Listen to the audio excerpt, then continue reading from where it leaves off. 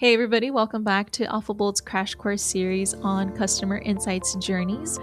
For today's session, I'm just going to go ahead and create. All right, now that we've created our segment, on this right-hand side, we see a lot of details. And so we are currently in this attributes tab. And basically what we're doing is we are filtering off of certain fields in the contact table.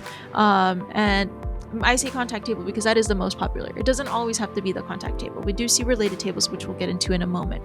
But a lot of the time, say we want to filter on if this contact, maybe their department is a specific value, they're in the marketing department, we would add that as a filter. Department is marketing, or maybe as long as department contains data, then we would have this as a filter.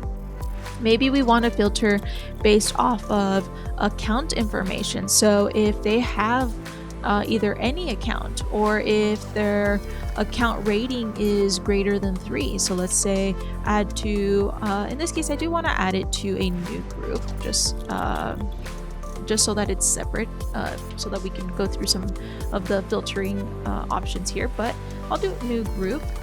And then it's going to give us this option. How do we want it to map back to the contact? Because if you remember from the beginning, I mentioned the contact needs to have a relationship with the account. We cannot just solely filter on account level information, right? So we want it to map back to the account. And what I like to tell my clients is I want the shortest path of resistance. I don't want it to go from account to a case to a lead, in terms of how it's in relation to this contact. I don't want it to have this huge path because it may go wrong somewhere, and not necessarily as in like the system goes wrong somewhere, but in terms of how I'm picturing the logic, I might have a flaw in my logic of how it's coming back into this path.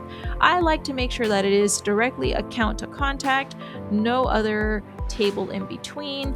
And so we'll go ahead and hit next. And then it's going to give us a few options here. So